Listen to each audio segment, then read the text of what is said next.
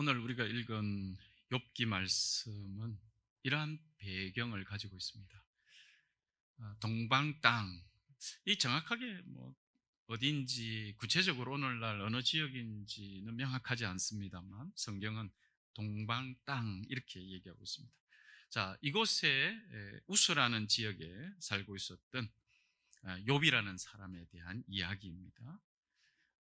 구체적인 장소와 실제 하는 인물이다라는 것은 사실입니다. 지금의 장소는 명확하지 않지만 구체적인 장소에 살고 있었던 실제적인 인물인 욥에 대한 이야기다라는 말씀이죠. 자, 좀 더 구체적으로 욥기 1장은 이 욥이 어떤 사람인지를 이렇게 설명하고 있습니다. 1절을 보니까 그는 흠이 없고 정직했다. 그리고 하나님을 경외하며 악을 멀리하는 사람이었다. 이렇게 말합니다. 그리고 조금 더 2절과 3절에서 보니 그러한 그가 얼마나 많은 소유를 가지고 살았는지, 그리고 많은 자녀들과 재산을 가지고 있었는지를 또한 소개해 주고 있습니다. 1절에서 3절까지를 보니 그가 어떤 삶을 살아가고 있었는지와 또 그가 가지고 있는 구체적인 소유들이 어떤 정도였는지를 말해주고 있다라는 것을 알 수 있습니다. 이처럼 욥은 그가 살고 있었던 지역에서 가장 큰 부자였다 이렇게 말하고 있고, 뿐만 아니라 신앙적으로나 또 성품적으로, 인품적으로 그 어느 것 하나에 부족함이 없이 살고 있었으므로 아마도 많은 사람들에게 존경받는 사람이었지 않았을까라는 추정을 우리들에게 해보게 합니다. 하지만 사람이 살다 보면 예상치 못한 일들이 항상 일어나기 마련이지요. 그리고 그러한 일은 늘 갑자기 일어나는 것 같습니다. 갑자기 일어난다는 말은 그에게 준비할 시간을 주지 않는다, 준비할 시간이 없었다, 이런 말과 같지요. 누구는 돈만 있으면 무슨 일이든 다 해결할 수 있다고 말하기도 하지요. 때론 그 말이 맞을 때도 있습니다만 우리가 가지고 있는 그 어떤 것으로도 때로는 감당할 수 없는 예상치 못한 일들이 많이 일어난다는 것도 사실입니다. 자, 부족한 것이 없이 이렇게 존경받는 삶이라고 추정한 한 인물에게도 갑자기 예상하지 못한 일들이 일어나게 됩니다. 자, 1장 15절에서부터 19절까지 그 갑자기 예상하지 못한 일들이 무엇이었는지를 기록하고 있습니다.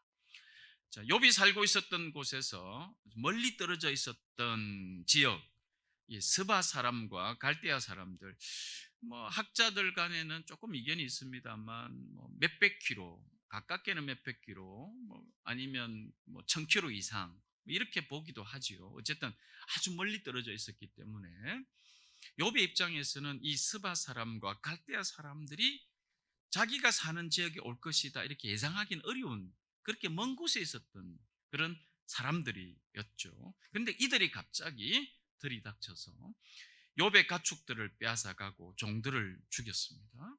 또 갑자기, 물론 성경에는 갑자기 하늘에서 불이 떨어졌다, 갑자기란 말은 여기서는 쓰지 않지만 아마도 하늘에서 불이 떨어졌다는 것은 그 전까지 없었기 때문에 이것도 갑자기 일어난 일로 이렇게 충분히 해석할 수 있게 하죠. 이렇게 하늘에서 불이 떨어져서 욥의 양떼와 목동들을 불살라 버렸다. 그리고 또 갑자기 광야에서 강풍이 불어서 집이 무너지고 그 집에 있었던 젊은 사람들이 그 자리에서 모두 죽게 되었다. 그런데 바로 이 상황에서 욥의 10자녀들까지도 죽었다, 이렇게 추정해 볼 수 있는 사건이 갑자기 일어났습니다. 그러니까 15절에서부터 19절까지 일어난 상황에서 공통적으로 등장하는 단어가 뭐냐면 갑자기라는 단어고, 아마 이 단어는 욥이 미처 손쓸 수 없었다, 예상하지 못했다, 준비할 수 없었다, 이렇게 이해할 수 있는 사건들이 일어났다는 거죠. 한 가지 일만 일어나도 정신이 없을 지경인데 한꺼번에 갑자기 여러 사건이 터졌습니다. 그리고 그것을 욥이 듣게 되었죠. 자기 자녀들까지도 다 죽게 되었다라는 것을 포함해서 말이죠. 욥의 입장에서는 전혀 준비하거나 또 대처할 수 없었던, 예상할 수 없었던 삶이 그의 삶에 지금 발생한 것이지요. 이러한 일들이 자신의 삶에 훅 들어왔었을 때 욥은 어떤 마음이었을까? 그런 욥의 마음이 오늘 우리가 읽은 본문에는 이렇게 등장합니다. 20절입니다. 이때 욥은 일어나 슬퍼하며 겉옷을 찢고 머리털을 밀었다. 겉옷을 찢고 머리털을 밀었다라는 것은 분노에 찬 행동이다 이런 뜻이 아니죠. 그냥 화가 나서 어쩔 줄 몰라서 화풀이할 때는 없어서 자기 옷에다가 화풀이하고 이런 뜻이 전혀 아니라는 것은 우리가 잘 알고 있을 겁니다.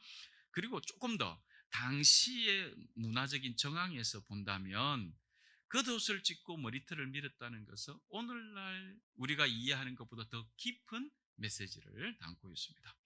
당시 사람들에게 겉옷은 단순히 추위를 막는 이런 의미의 옷 이렇게만 아니라 그 사람이 어떤 사회적인 위치와 또 신분을 가지고 있었는가.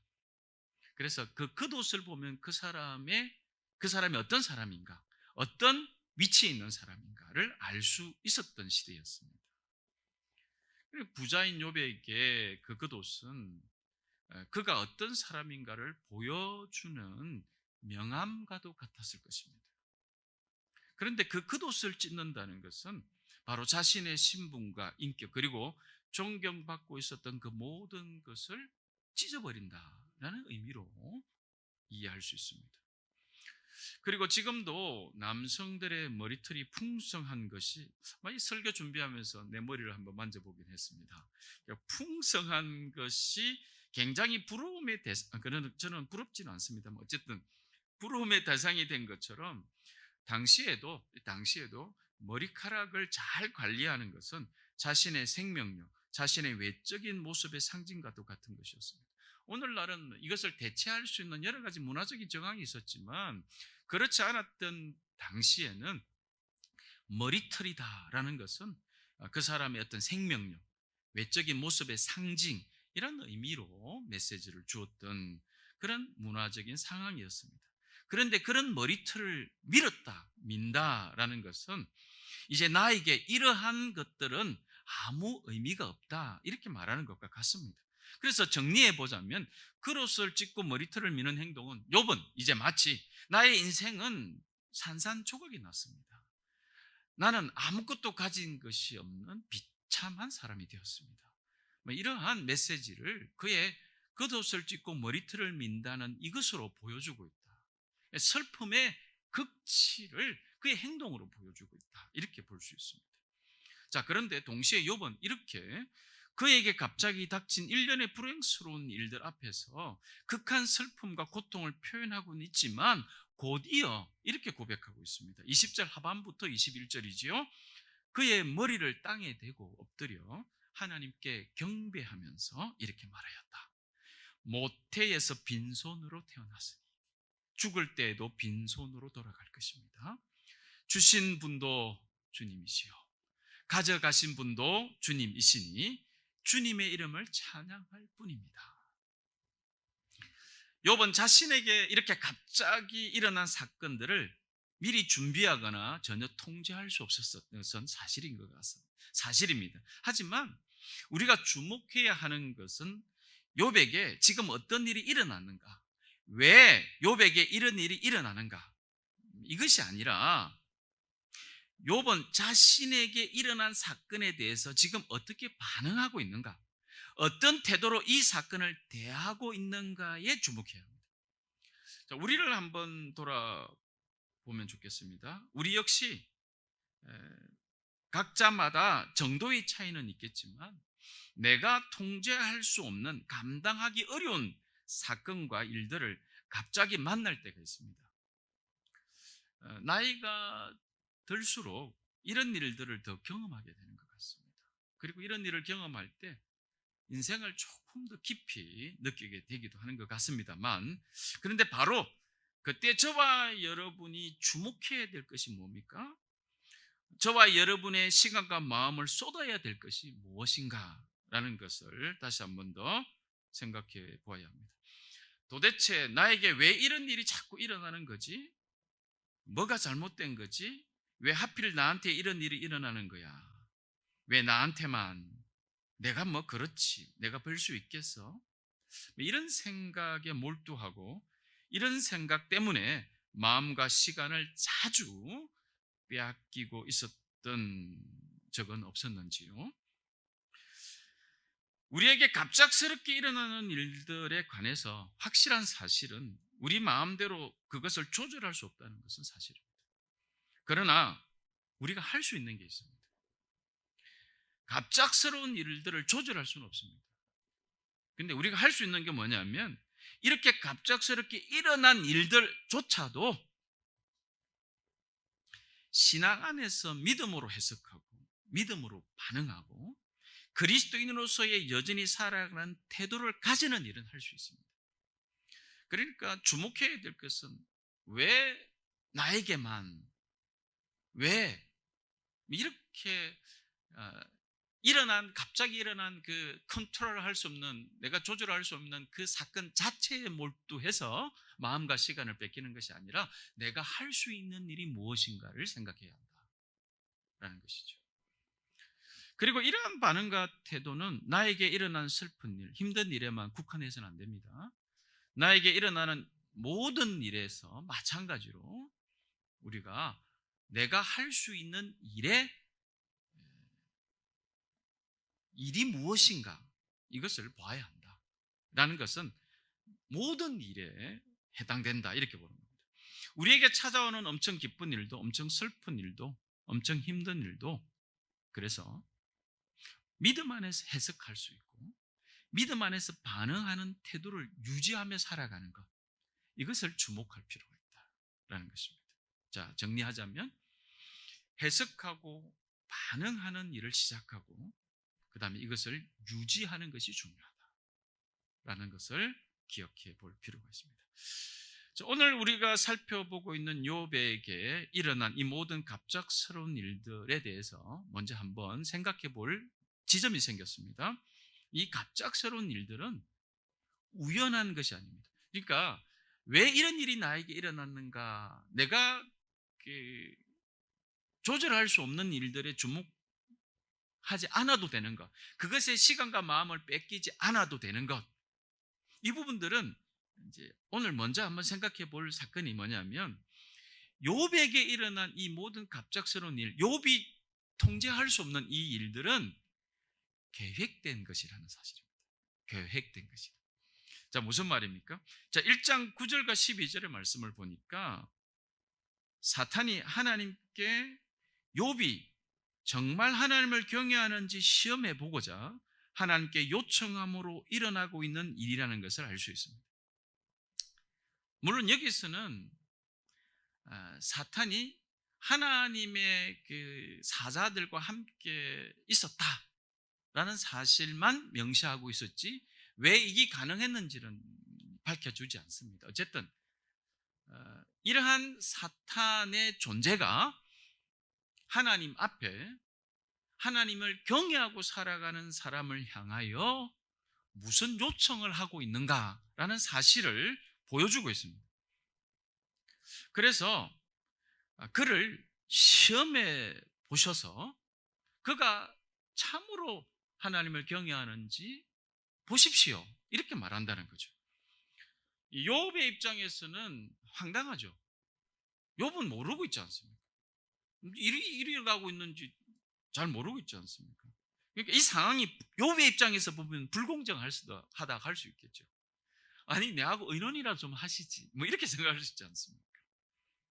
하지만 우리가 고민할 것은 때때로 이러한 상황 안에서 하나님이 허락하시는 일들을 이해할 수 없었을 때 우리에게 일어나고 있는 그 사건 자체가 불공정하다라고 생각하지 말고 이 상황이 나에게 어떤 메시지가 되는가에 집중하는 것입니다. 왜냐하면 계획된 것이기 때문입니다. 그래서 이것이 주는 메시지가 무엇인가에 집중할 수 있다, 이런 뜻입니다. 아까 말씀드린 것처럼 그리스도인으로서 해석하고 반응하며 살도록 가능하다. 그것이 우리에게 일어나야 한다, 이런 메시지를 주고 있다는 거죠.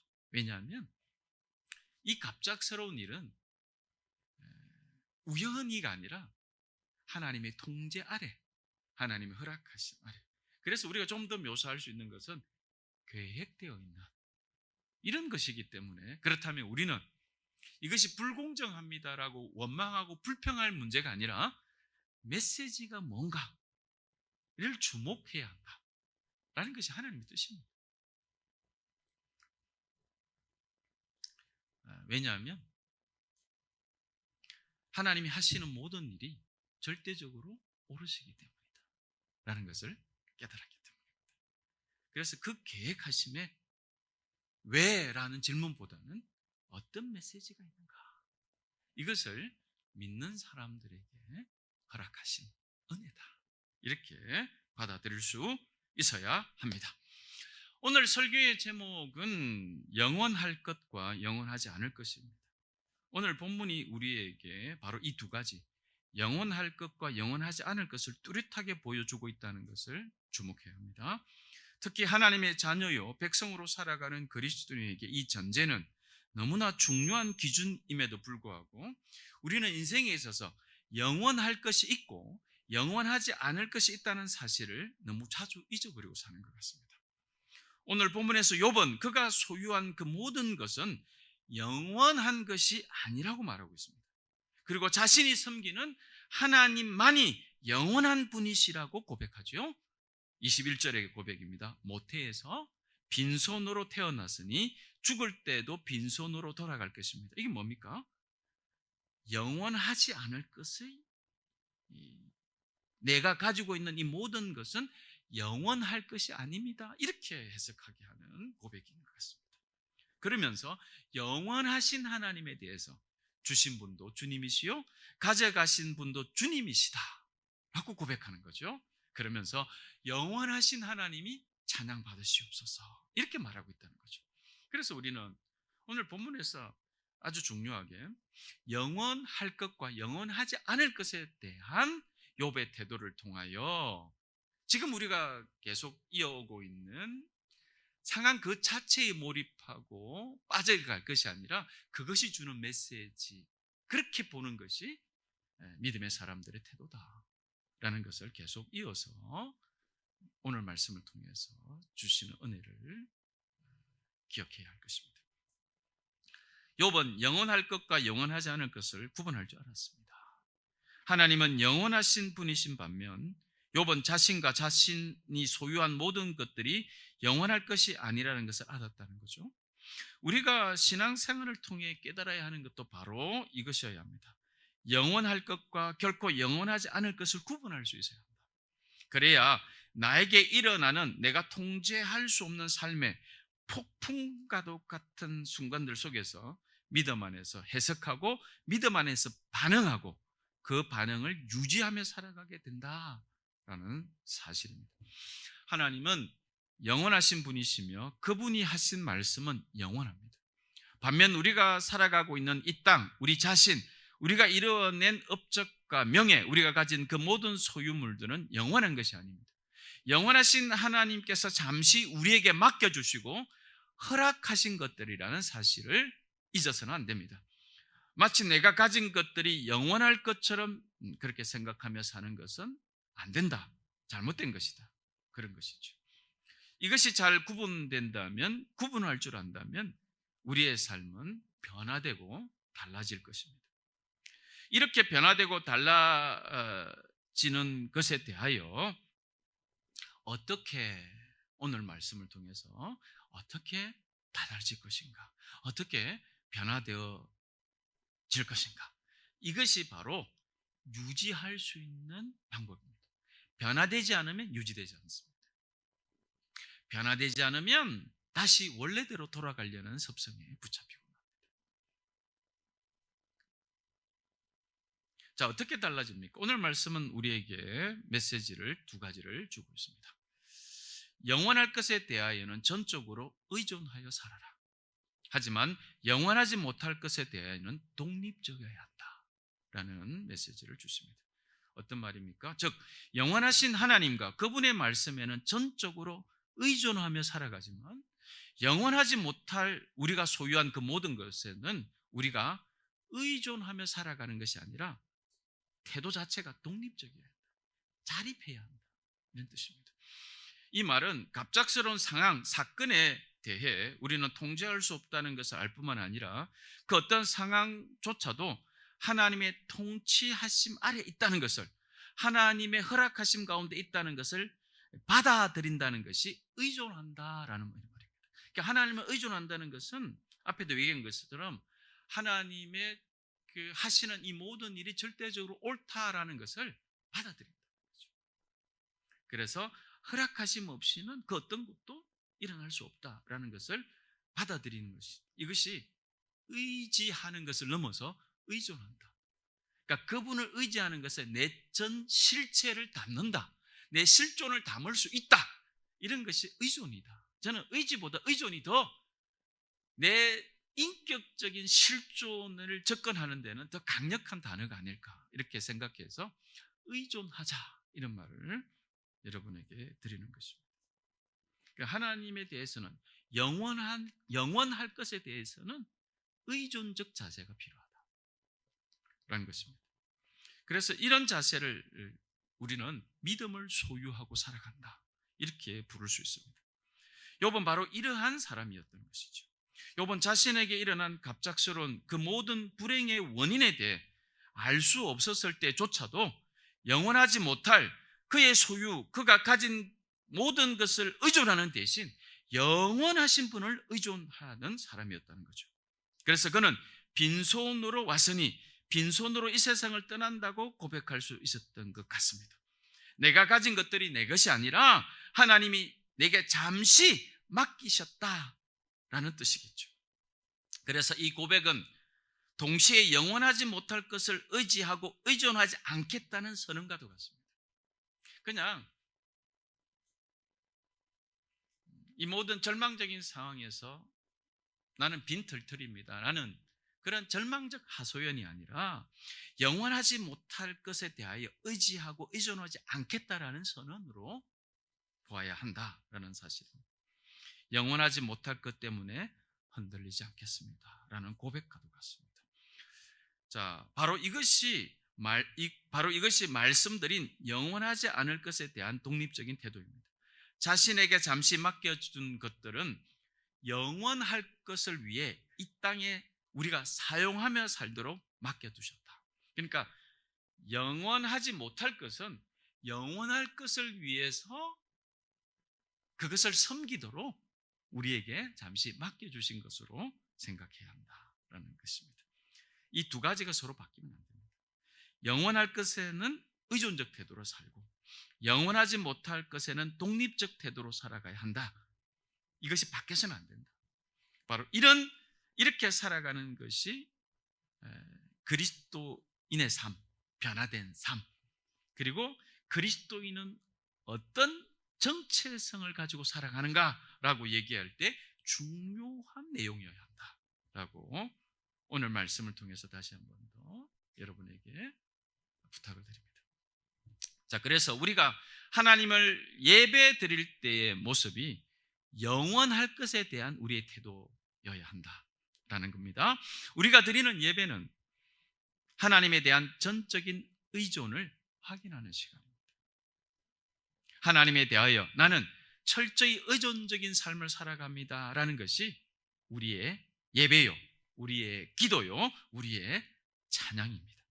그래서 우리의 예배는 주님이 나의 삶의 전부이자 중심이라는 고백이기도 해야 합니다. 반면 우리가 살아가며 얻는 그 모든 것들에 대하여는 독립적인 태도로 대하며 살아야만 합니다. 그것이 가능할 때 우리는 기꺼이 헌금을 드리는 거죠.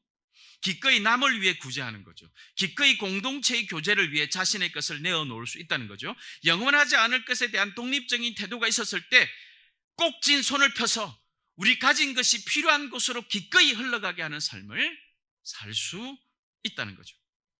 우리가 소유한 것은 우리가 의존해야 할 대상이 아니라 우리에게 맡겨두신 것이기에 소유의 많고 적음의 영향을 받지 않는 독립적인 자유한 사람의 삶을 비로소 이 세상에서 누리게 된다라고 저는 믿습니다.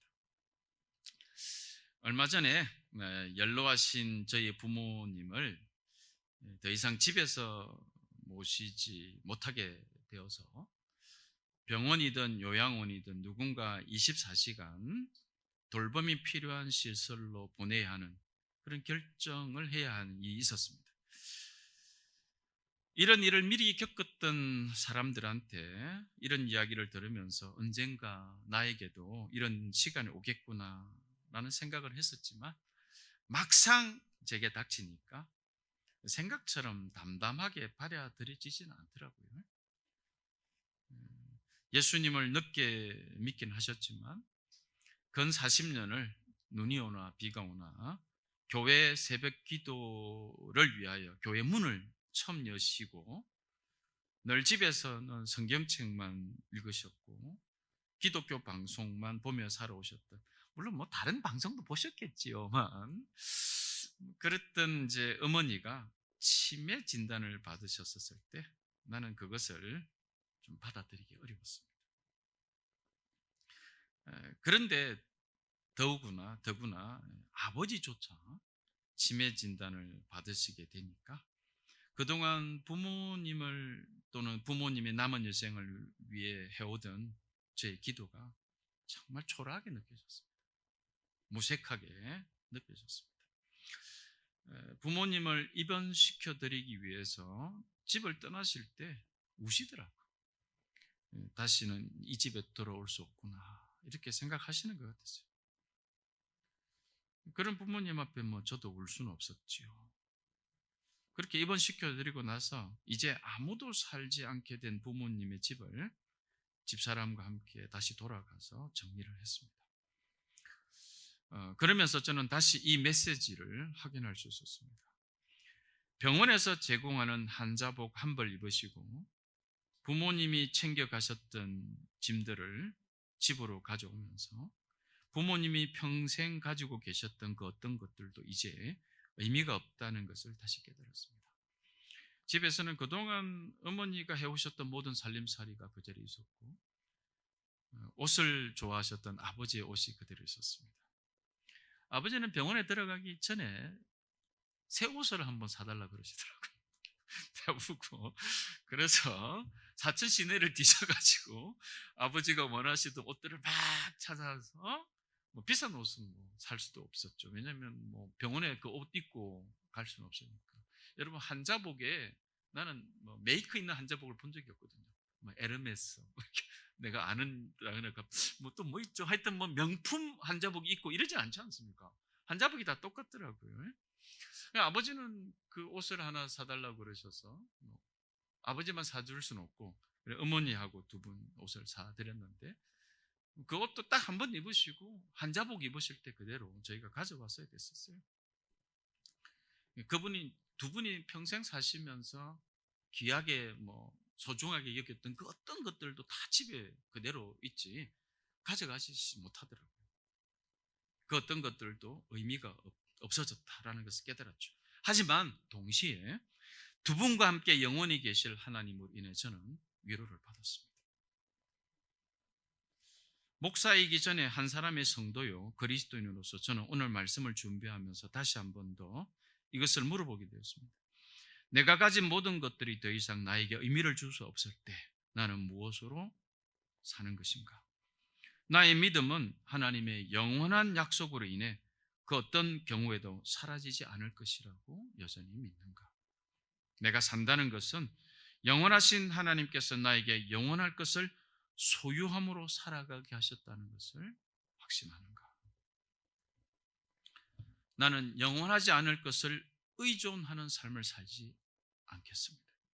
내가 가진 모든 것은 영원할 것을 위해 섬기도록 잠시 내가 살 동안 맡겨두신 것임을 있지 않겠습니다. 누구에게는 좀 더 많이 맡기셨을 수도 있고, 누구에게는 좀 덜 맡기셨을 수도 있는 차이가 있을 뿐이지, 이 세상 살아갈 때 조금 더 가졌든 덜 가졌든 누구나 빈손으로 다시 하나님 앞에 서게 되었을 때 영원한 것을 가지고 하나님 앞에 서야지, 영원하지 않을 것을 가지고 하나님 앞에 설 수 없다. 저와 여러분이 가지고 있는 이 믿음은 영원한 것인가? 우리의 예배는 영원한 하나님을 섬기는 예배이고 있는가? 라는 사실을 다시 한 번 더 돌아보면서 나는 영원할 것을 의존하고 영원하지 않을 것에 독립하며 살겠다. 하나님을 의존하는 삶 살겠다. 라는 것을 다시 한 번 더 고백하고 확신하실 수 있게 되기를 바랍니다. 하나님께는 철저히 의존적인 자세로, 그러나 영원하지 않을 것에는 독립적인 자세로, 자립적인 자세로 살아가므로 오늘도 우리에게 주어진 쉽지만은 않은 삶을 믿음 안에서 해석하고 반응하며 유지하며 살아가는 저와 여러분들이 다 되시기를 축복합니다.